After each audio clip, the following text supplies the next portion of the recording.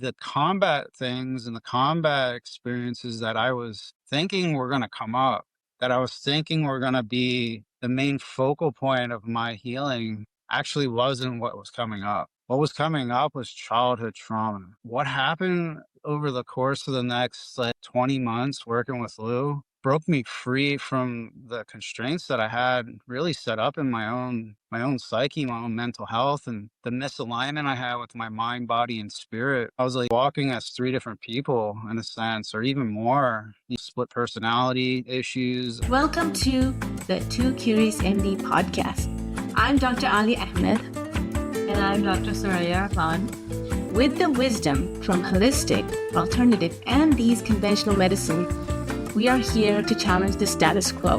We're curious about the connectivity and complexity between diverse fields of knowledge as they relate to consciousness, chronic illness, mental health, resilience, and beyond. Learning more about the art and science of healing, or listening to stories of extraordinary healing. You're in the right place. Let's dive in. A podcast where medicine is more than science, it's story, art, connection, and integration. And specifically, we at the Two Curious MD talk a lot about the alchemy of the three sciences, the psychedelic medicine, integrative medicine, and of course, narrative medicine, which is the story, art, and using creativity and bringing them all together in healing. Today, we have two special guests from the Psychedelist.com, Josh and Lou. And I'd like for you to introduce yourself if you want to go first, Josh. And then we'd love to hear the background of the Psychedelist. And welcome to our podcast today. Yeah, thank you for having us. I'd love to introduce myself. My name is Josh, Executive Director here at Psychedelist.com. And yeah, we've been working on this project for quite a while. I'll let Lou kind of introduce himself and go into his story, and then I'll circle back around. All right. Yeah. Thanks for having us, Leah. It is quite a long story. We've been at building the platform for 5 years now. It began in 21 in June. The history of it is very lengthy because it has a lot to do with my history with psychedelics and the developing understanding of mental health through the experiences I had that led to engaging with, psychedelic assisted therapy, facilitating for others, especially veterans, and, eventually through a winding path, arriving at the idea of founding this platform that we're building now. Depending on how far you want to go into this, basically I had a very deep and colorful history with psychedelics in the mid-1990s and early 2000s was when I was in the extreme explorative phase. There was a very different culture back then of the Wild West emerging electronic music scene, and there was a lot of psychedelics around and people experimenting and exploring with them in unmentored, unguided, unregulated settings. And what happened as a result of that was a very broad spectrum of different outcomes and experiences, some of which were quite negative and led to even death in some cases through a domino effect. And in other cases, extremely powerful, positive, life transformative experiences. And back then we didn't really have a framework and no metric to really determine why that was happening. We were all pretty young and taking a lot of big risks and large doses in these unregulated, unmentored settings. And then as time progressed, I got to experience life that everyone does. And so my father passed away, and that was the beginning of my first mental health challenges. So the way I tell it to people is that my experience with psychedelics is the inverse of what we're seeing now in this modern era and reemergence. So maybe some people might call it the psychedelic renaissance, is that nowadays people are coming to psychedelics for treatment, for growth, for ways to address what it may have been classical psychiatric treatments is not seeming to work, frustrated with those, what they might call treatment resistant conditions. And so that's where we're seeing a lot of people coming to psychedelics from that direction. We're also seeing sports people looking for optimized mindsets in performance, and professionals in business spaces and intellectual areas who are interested in boosting their performance. So all of that is going on. When I was doing it, that wasn't really what the focus was. Yeah. And so I came through this massive exploration, experimentation, and then experienced some tragedies, some difficulties, things like that, and experienced the hardships of life. And so then I had a real winding road with that. And that allowed me to have I would say, a pretty tempered and balanced experience and perspective on psychedelics that I might not have had I not had those experiences that I went through. So I experienced a really negative time with seeking out Western classical psychiatric medicine myself. After my father passed, I was experiencing very resistant depression and panic attacks, anxiety disorders. It was quite severe. I was even not able to be functional in my career at the time. I was studying mathematics, and then I received a job with the government. But anyway, through that period, I was in a very dark place because of the psychiatric medicine, the classical approach, the SSRIs, the neuroleptics, the anti-anxiolytics, all that stuff. They were trying to prescribe me Xanax. One of the scary ones that I know is directly linked to at least a couple of deaths of friends of mine was Seroquel. Even though I didn't have a history of psychosis, they seemed to prescribe that pretty readily, and I didn't take that one. Actually, didn't last with the psych meds for very long at all, and I actually attribute that to my very lengthy and deep experience with psychedelics, because when I ingested those medicines, it didn't feel right to me.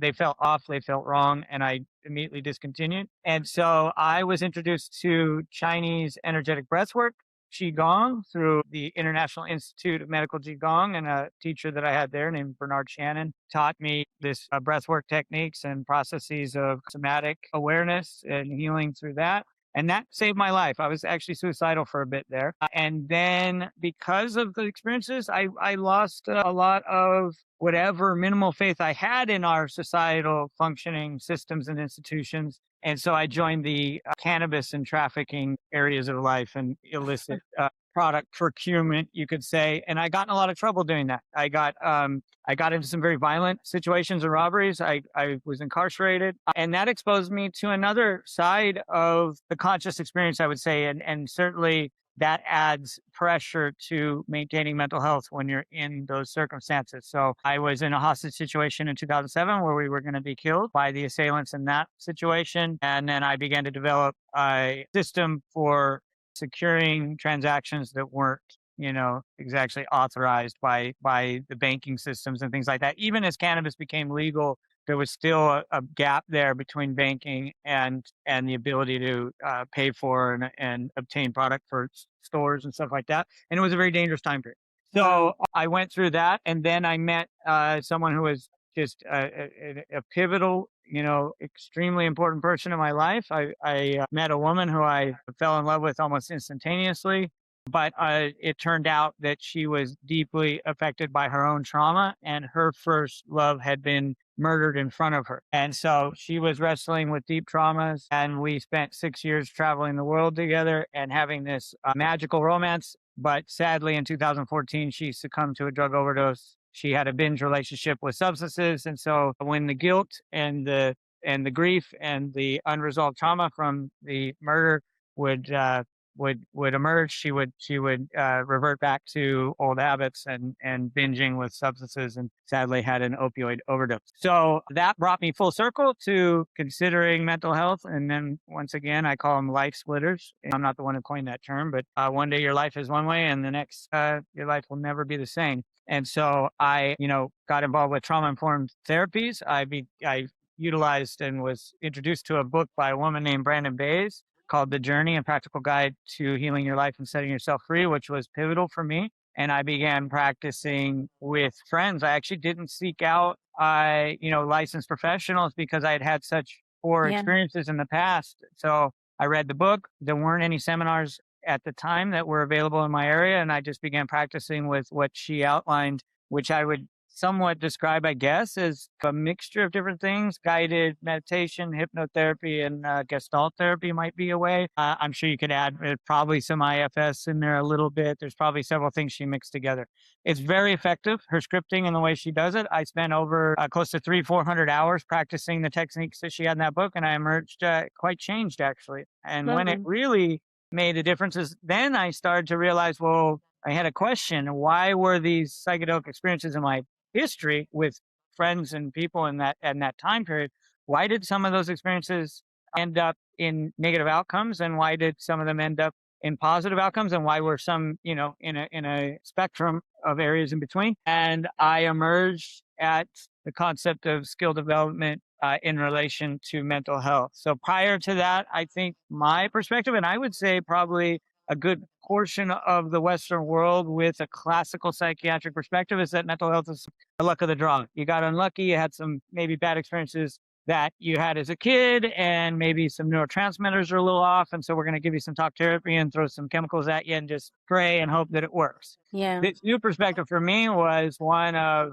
building skills. And of course, I had that background with Qigong and breathwork, and realizing that that was only one skill set and that there were many others, including now this new one that I was engaging with, which was trauma-informed therapy and somatic process. So processing stored emotions and traumas and memories in the body. And that was a game changer. And then I had the idea of, well, what if I merge this process with psychedelics? And so then we started to engage with psilocybin and LSD, again, only in a very different context from when we were much younger. And that was a night and day game changer. And so through that, I then emerged at a point where I kind of distilled it down to 8 root fundamentals of mental, emotional, spiritual skill development and healing and growth. And that became the foundation for how I approach everything. It's how I assess other facilitators. It's how I assess my own mental health. It's how I assess people who are clients and individuals seeking to engage in psychedelic assisted therapy with me. I do facilitation from time to time, although less now that I'm really busy. Josh was one of those folks, as he mentioned. We began with building skill development around mental health skills, and I'm sure that was also new for him. He was coming to the table with a lot of psychiatric medications in his bloodstream. He was going through PTSD and childhood trauma and many things mixed together in one. And so we went down that journey together. And then I think that began somewhere around in probably 19 or end of 18, I think 19. And then by 2021, that was when we started having the conversation of, hey, let's make this available to more people, and let's get this ethos out there, this change of perspective. So Psychedelist, and especially, of course, us, the ones that are building it, we certainly respect and see great potential and value in the plant medicines, in the psychedelics, in the chemical tools, as I refer to them, but I don't see them as what's actually primary. To me, they're vehicles, and I see this for all substances, even ones that are not psychedelic. And this is a big, important topic for me, because I see sociology as most often the primary factor and individual psychology as a resulting factor of the sociological container. Correct. Yeah. Wow, what a journey. I am so grateful for what you just shared, and it really resonates with a lot of the stories that I hear on a day-to-day basis. The struggle, first the curiosity, it sounds like, and I'm just going to summarize what I heard. This, and this, I guess, curiosity early in life, that you were seeking your truth. There was something you were seeking even early on, and of course, trauma happens to most people, but the depth of your trauma, and still finding that source, not seeking it in conventional medicine, and finding it in whatever means necessary, and to the extreme as well. Of course, the taboos around this has been there for a long, long time, and here you are. And I was going to ask you the question, why is this so important to you? And I think you definitely answered this question very, which really resonates with so many people's story, that this is important to you.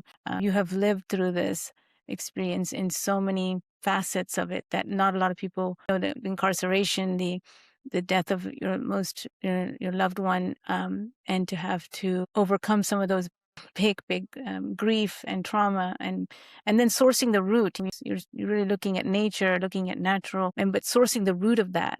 What is the root? And we talk about this at our center, root cause consciousness-based medicine. And that's a word that in conventional medicine, people will say, what? What are you talking about? Thank you for sharing that. I think it's important that people hear this. This is the work that you do really represents who you are as a person. Josh, we earlier, before we started, tell us a little bit more about your story and what brings you to Psychedelist and the work. Yeah, thank you for re-inviting me into the conversation, and Lou, thanks for sharing all that. I heard that many times, and each time I just feel it more and more from your story. So I really appreciate that. Lou's started to allude to my story a little bit to help out. I'm a veteran, so I've had some experiences with the veteran community, combat veteran. So I served overseas.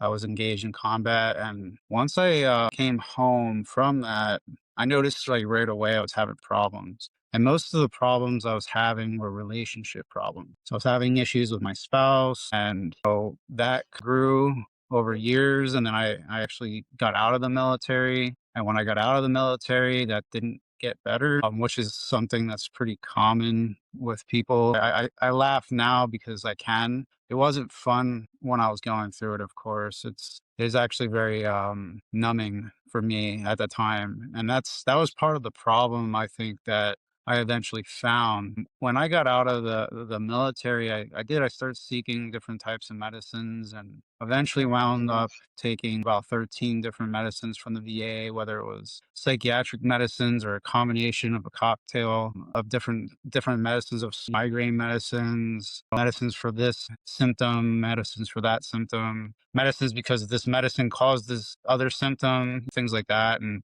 eventually there's just this pile of medicine that was sitting in my lap every day. And that's a lot. That's a lot for me to take. And I was at a young age, actually, when we first met, I was in my early 30s. And I'm like, I can't believe I gotta take all these medicines just to have like a normal life. This isn't right. And I started questioning things. And as I began to question things, a lot of my other parts of my life were falling apart. Anger issues, outbursts, fantasies, dreams. I had night terrors, all kinds of different things, bad headaches, migraines. I was sick all the time. And that was causing me to have really poor communication with my family, with my loved ones. I was in isolation. I'd hide out a lot.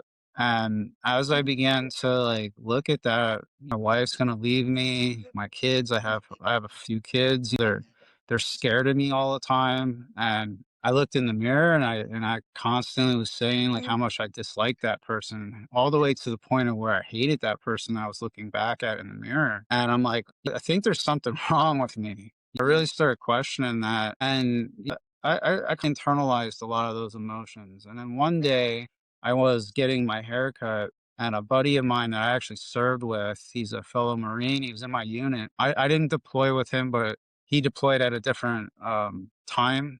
But we knew each other, and I saw that he was cutting hair in the area. He's still around. I was already out of the military, and I started getting my hair cut from him. And I was getting my hair cut from him for quite a while. And he's a tough guy. He's a tough Marine.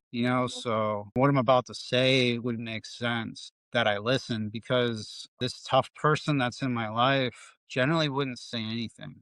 This guy wouldn't really say much to me. But when he did, and he said, "Hey, Josh, I'm really worried about you. I'm worried about you, and worried about the fact that I think you may hurt yourself or you may hurt somebody else. And I'm concerned. And I think you need some help, man." And I'm like, I kind of like taken aback by that a little bit. And I was like, what are you talking about? What are you trying to tell me? And he's like, yeah, it's just that. I'm worried about you. And I was like, wow.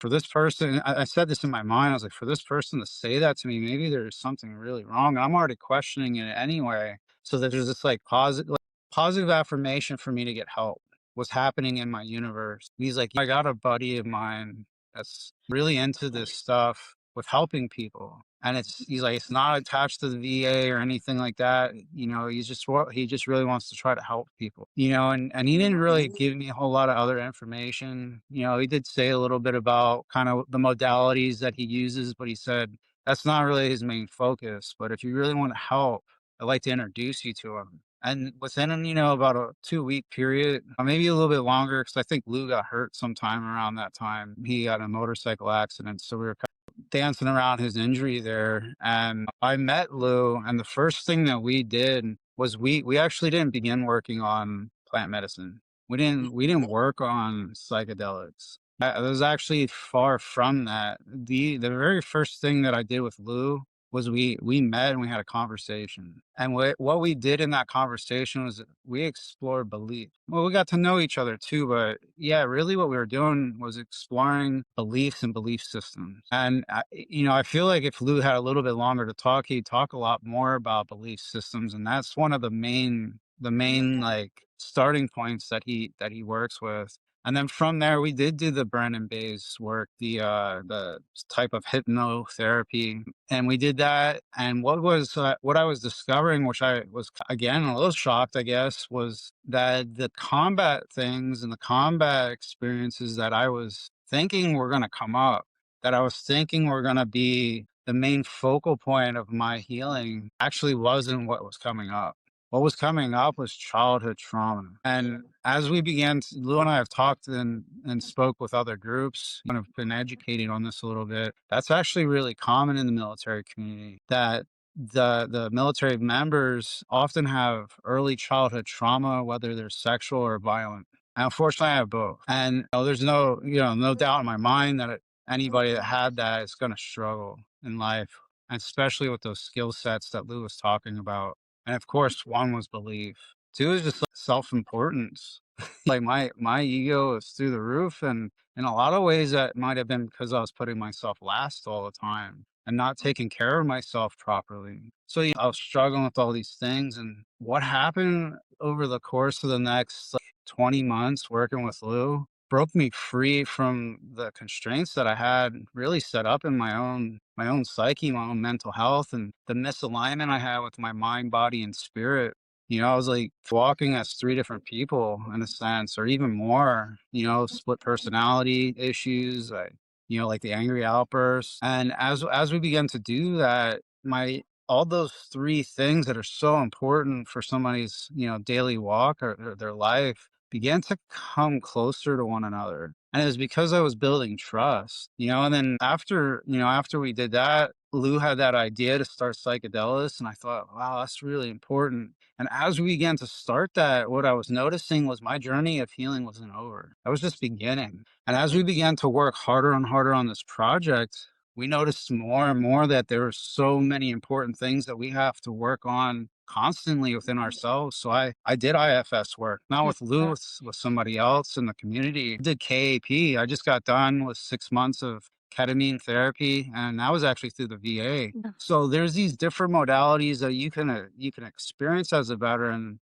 going through the VA system if you know how to navigate. True. Most of us don't know. Most of us are just like, okay, I guess we're going to get pills. We didn't know that we can advocate for ourselves, or maybe it's just like too many no's. Well, I learned not to take no for an answer when it comes to my mental health, And one of the things that Lou and I'll leave it at this, one of the things we really started saying was to really need permission to heal. Yeah, it's a great question. Wow, I feel like we're having like a doctor-patient relationship here, and of trust and openness and vulnerability. And I'll speak from my own vulnerability here as a physician. Our hands are tied. There's so much systems issue in healthcare right now. I worked 10 years overseas and came back to America after working in global health, and did a lot of good work and in complex medicine and different situations overseas, learned a lot, came back, and I said, what happened to America?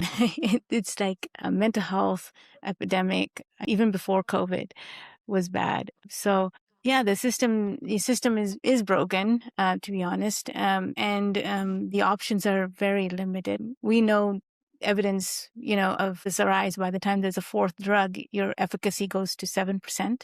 That's just nothing, so, and it's all guesswork a lot of times. There's this biological model that you're trained in, and then there's the pharmaceutical, hey, you got to try this. And, there's this emphasis on medication, prescriptions. You're limited by the 15-minute visits, and you have to get to do all these things. And there's, and then there's all these other things to do as well, which is orders and labs. And so, and what I really want to honor here is what you talked about, Josh, is moral injury, coming back, root, the childhood trauma, the complex PTSD that shows up in your life, not in early childhood, but later. The impact was then, and how many of us are missing that? So many of us, are missing that. I was a pediatric hospitalist for many, many years, and now look at adults and say, wow, everything that happened in childhood, and that was the first hit, and that developmental arrest, and then it becomes the trauma response. So I think this is important for the audiences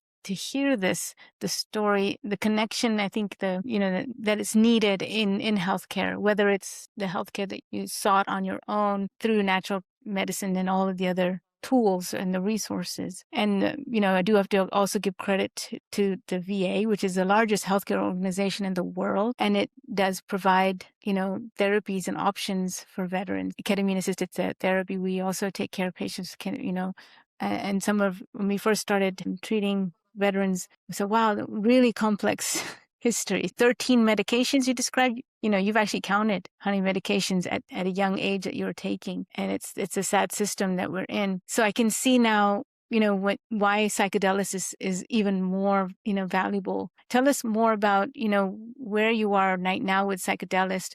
It's a community. It seems like to be a network. Tell us more about where you take this work that you've done and how you put it into the Psychedelist platform you've created. Yes, Psychedelis is an ecosystem. That's what I like to describe it. We used to call it Cyber City. It's an ecosystem of many different things, right? So one of our sections that we have is treatment providers. Actually, when you type it in, that's the first thing that comes up. And the reason it's so important for that side, and I'll let Lou talk about the other sides, just also to allow him to be in the conversation here.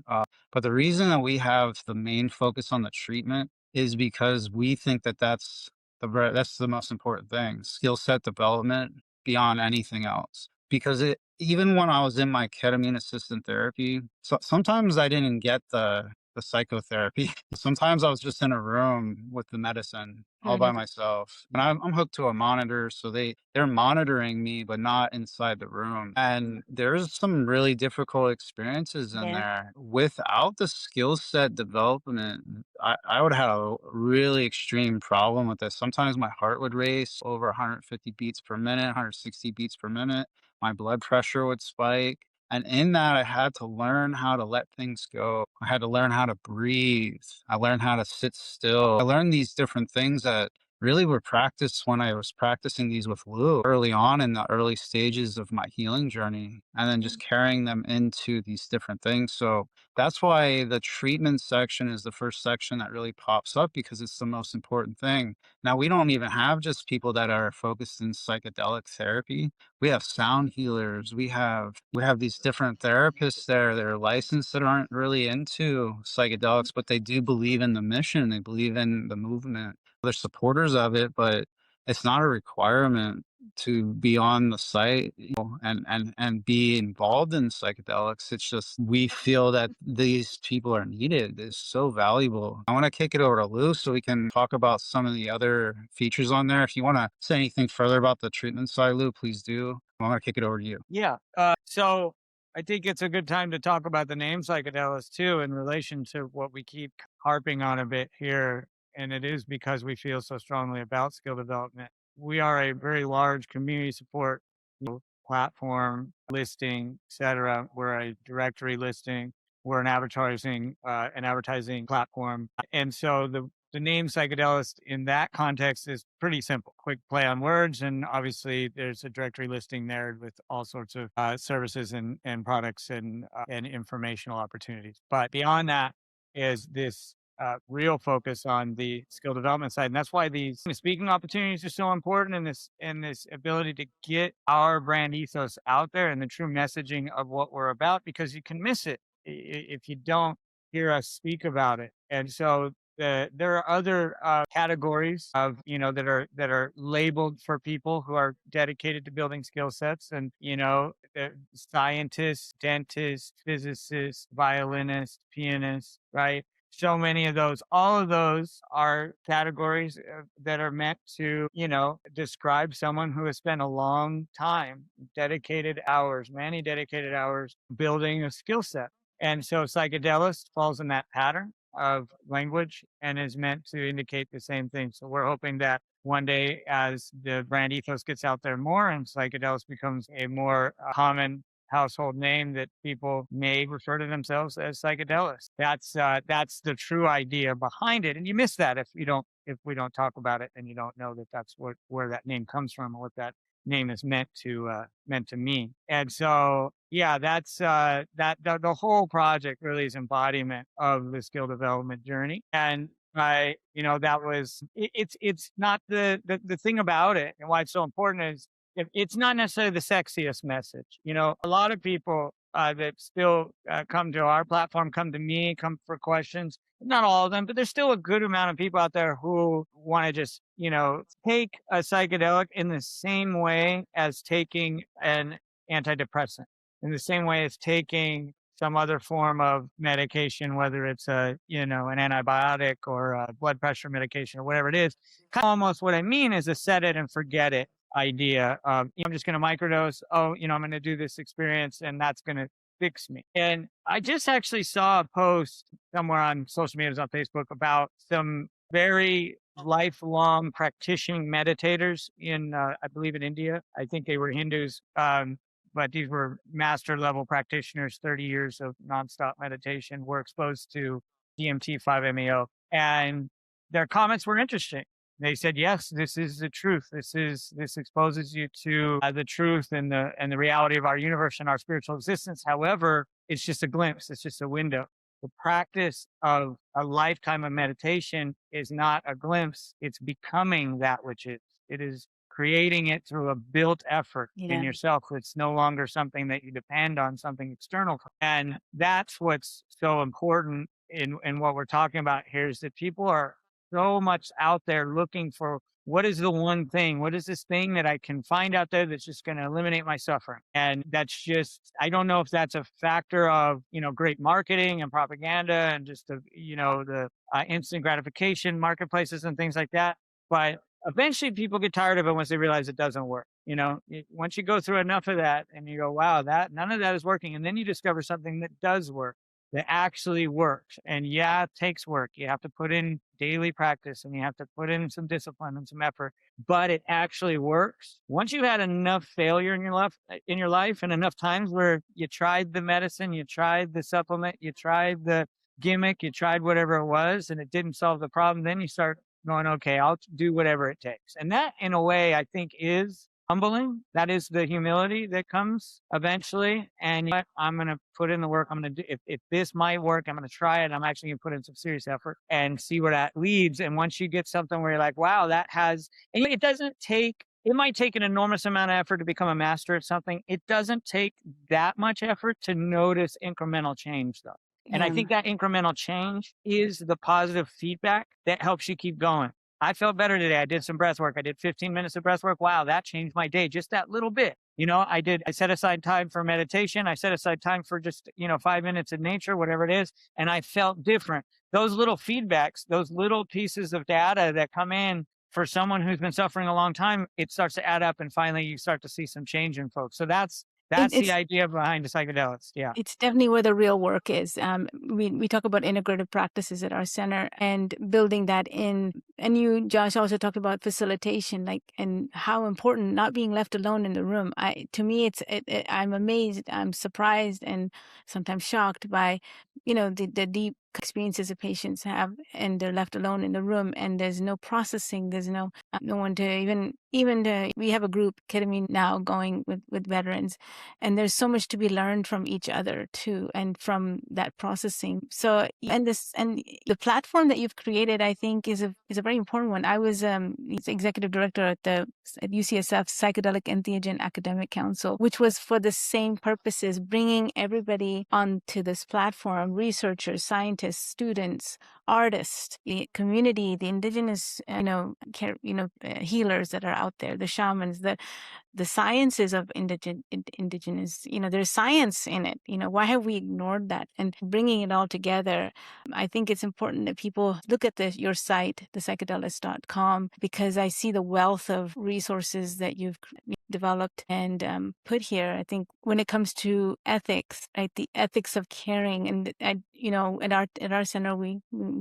always have to keep in mind that, is this the right thing for the patient? What's the timing? What's the pacing? What's the dosing? And what's going to be the approach? Because each person is individual, and we can't cookie cutter this either. And when you cookie cutter it, it'll become a problem. Yes.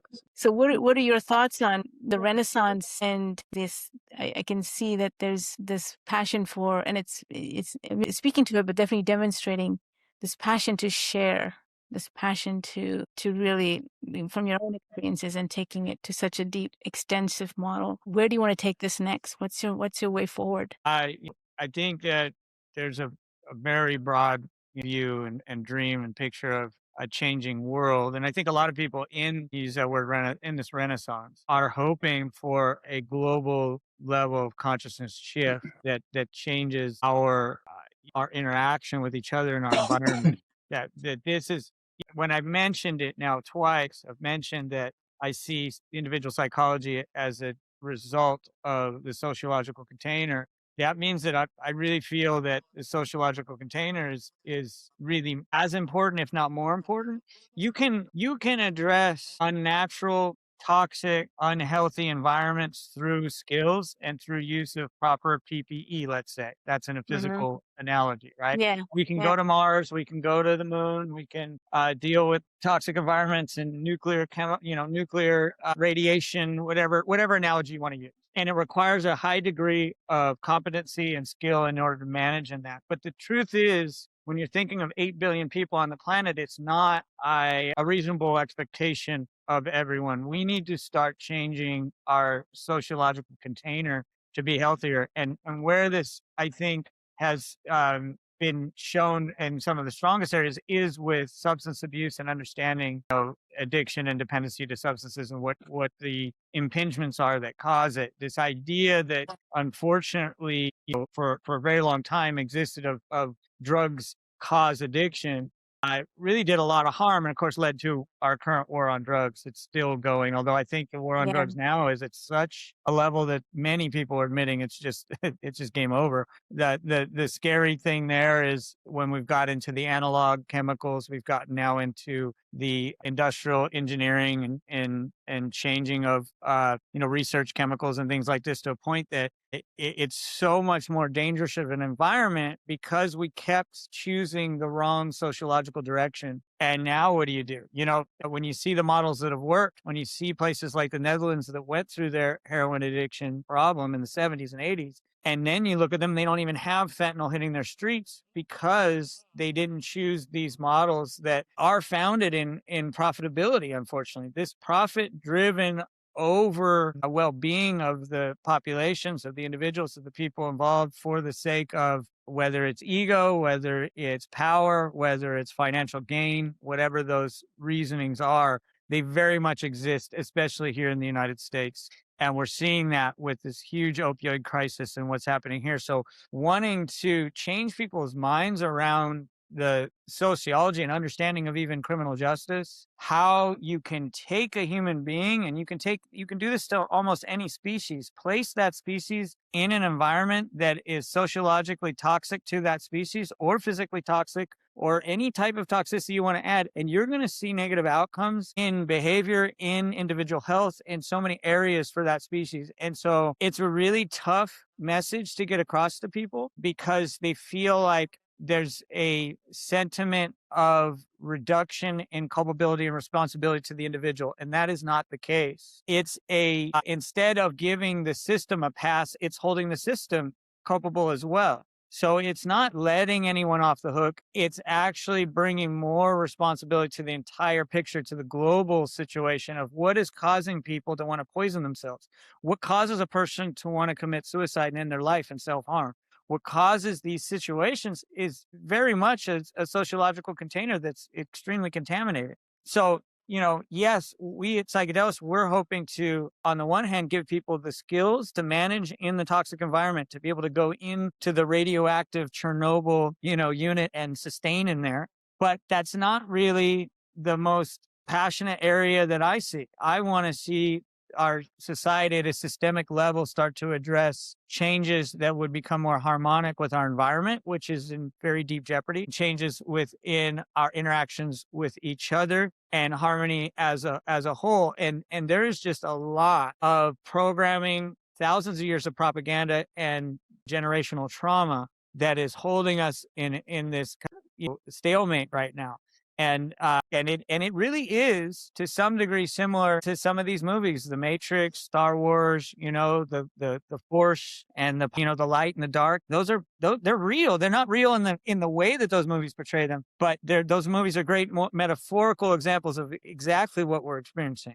And so my concern is that if we don't find a way to change the sociological container to something healthier, that we don't start to embrace our fellow species and embrace our environment and each other in a more holistic and harmonious way, that we could even face extinction. And so this is a much bigger deal than just individual mental health. This really is, what is the future of humanity? What is the future of Homo sapiens? What is the future of the other species on the planet? They're going to suffer because we've made these choices to do what we're doing now. So that's the big vision, really. Mute. Aaliyah, you're on mute. I love that we're going to close on that note, because the bigger vision is, I call it, I tell patients, we're not treating conditions, we're treating social injustice. We're treating the social disparity of your life, of what you've experienced. It's not medicine. It's really systemic, as you said. Started early. Babies are not born paranoid, schizophrenic, or suicidal. Or homicidal. Or anything. Or sexual predators or anything. Yeah, they're born perfect. And that's a miracle as well. Thank you. And as we close, I'd like to ask, and this is what we ask, so what's a curious question you have for the next podcast, or the next question, or to me, or to the audience? That's a good one. I think there was something that came through on social media, and it has me thinking when you asked that question. What was said was like, it was about ketamine therapy. And what was said in the post was, ketamine therapy doesn't work. And that's really curious. Is it the and this would be the question, I think. Is it the ketamine therapy that didn't work? Or was it the lack of preparation, integration? Was it the lack of going within and then working on the self to positively affect the other? Is it those things that was missed? And that's why that person who posted it thought this doesn't work. Because when I work in this space, one of the things that I was taught doing ketamine-assisted therapy was, we are the medicine. Yeah. We are the change. And it starts here. Incredible. We are the medicine. Lou, anything you'd like to ask? I'm just curious about, people's own journeys and how it feels for them. Like, what is it like, going from maybe their individual stories are always important to me. I'd like to know more and have people be willing to share more with us, their stories of all modalities, everything they've been through. And I don't want it to sound like I'm demonizing Western Western classical care. I think that it's evolving as well, and we're meeting more and more doctors that are more integrative in their mindset, and I think that's extremely positive. And I'd like to hear from other people, their journeys, their stories, how they're experiencing this, journey we're all on, which is towards further consciousness and awareness. That would be my most curious part, is to hear other people's stories. Well, we talk about that on this podcast. We do bring story. Story is healing. Storytelling is healing. We used to do that when we were off our phones, and we used to sit around in a fire and tell stories. And what we learned from each other from storytelling, it's been an art and a science for centuries and millennia. But thank you. That's a great question. And yes, and if you want to hear more story, please listen to our podcast. Our patient stories matter. Every day I learn. I'm seeing you today between two patients that I have the privilege of working with, and I get to listen to their story and really support their change. So, and as I've witnessed, and I heal. I say it this way: I heal every time you heal. And this has been a healing conversation for me, and I hope it was for you as well. And I hope it will be for our audience. Thank you. Thank you. Thank you, Leah. Thanks for having us. Thanks for joining us on the Two Curious ND podcast.